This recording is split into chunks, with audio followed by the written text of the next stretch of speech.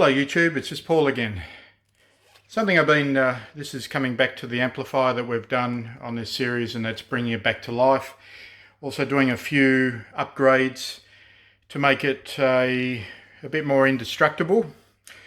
I've been thinking about this overnight, and one thing that's been really pressing on me is the on and off switch.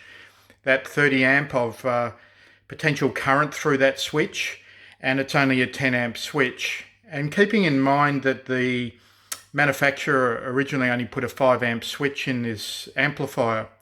Now how they try and justify it, what they do is bridge, because it's a 6-pole switch, they bridge 2 of the terminals for the positive wires, but that still only gives, it's still on a micro switch. On my switch I've put in 20 amps when it's potentially a 30 amp current draw. And that's why the switches fail. Also, there's a power drop, there's a resistance in the line. All right, so what are we going to do? I've visited a J car today, and I'll show you what I have. All right, so I'm set up to do some work. Now, that work will involve a new relay. This is a 30 amp single pole relay. So the power wire to the amp goes both sides. That's the switch side. This is the input side, positive and negative. So what we do is run that to the micro switch, and the micro switch will power this relay to switch in the full current. Now what I'm going to do is I'm going to bond that to the PCB with some resin, and there's the details of the relay. All right, I've got I'm on the switch side, because if I'm removing the switches from, the large current draw from that switch, I thought it'd be best to put in a 1N4044, I think they are, just diodes, so reverse protection for all the LEDs in the front panel, including the meter.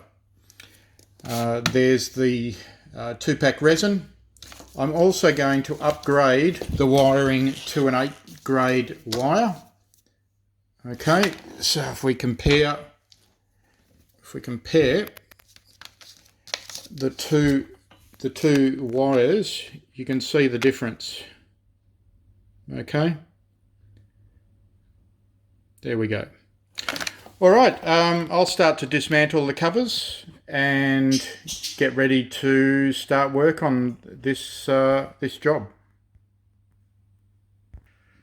Okay, here we are, we're back again. I've just placed, there's the relay there. Here's a spare relay. What I've done, see those feet? I've trimmed those feet off with a pair of side cutters.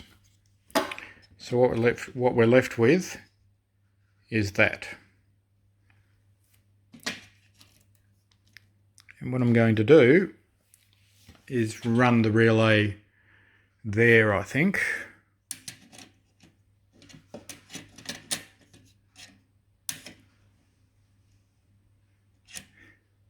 I'm going to run the relay there.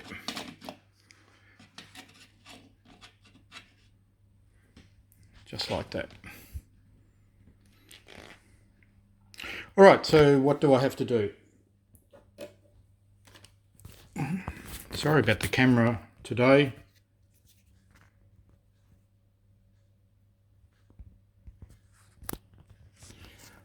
All right, so I have to remove those 2 wires off. I've got to pull out all the power connection across to the input from the fuse, run all of the new wire, connect the wire, the positive in, the positive out to here, and then I've got to run a positive off the back of the fuse terminal here, here, run it to the switch, and then out from the switch back to here, and then a negative to the PCB.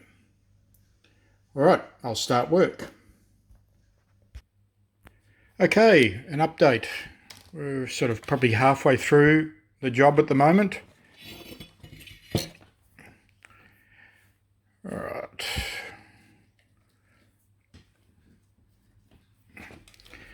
Alright, so soldered to the input.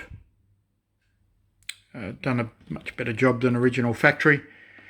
We've got the power coming in, wrapped around to the fuse, then the output of the fuse into the relay, then the relay connects here and supplies voltage to power of the transistors. Done the two wires. There's the negative, that's got to be soldered to the PCB, and then the positive goes onto the bottom, and then I've got to run a positive from the power in to the middle part of the switch. Alright, when I have more I'll show more.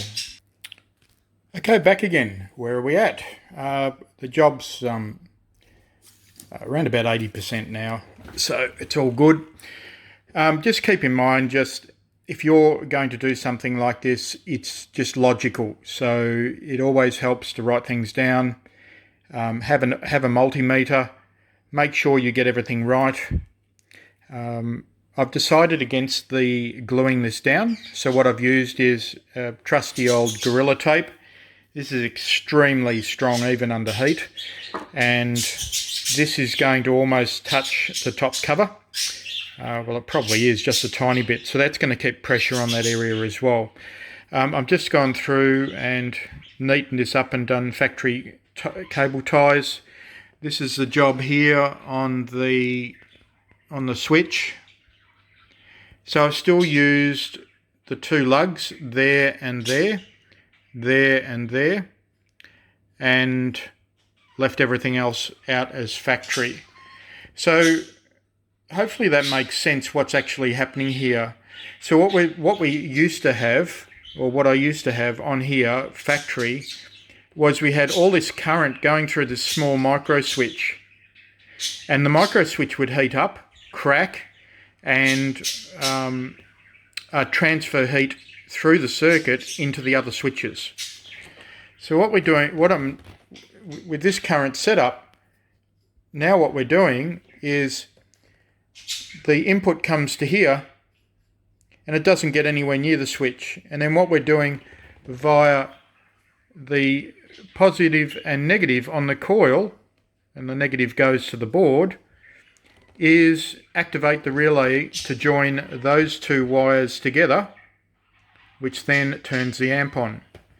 The last thing I've got to do is reconnect the earth cable to the PCB.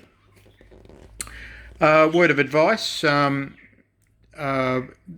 these boards are just made very cheaply. There's been a lot of heat here in the past, and it's very easy to peel this surface off. So just bear that in mind when you're working on these types of PCBs. Alright, I will continue on to start finishing it up. Alright, so this is finished now. I've just hooked it up. Everything works as it should. The job's neat. We're just on the trusty SBE sidebander 5.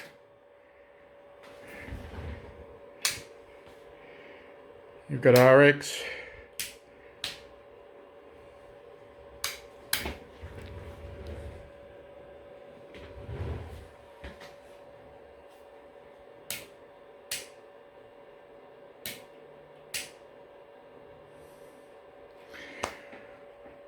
Alright, just noticed a problem with the power off. We've got LEDs on, and when I turn it on, it's as normal. So I've got, honest mistake, the two wires on the switch around the wrong way. I'll fix that.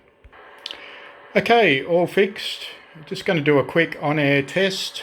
This radio is running at around about, what was it, 16 watts or something, to 18 watts. Still needs a bit of work. But let's just do a quick on-air test into a dummy load. Remember the peak power before average power was 200 watts. Okay,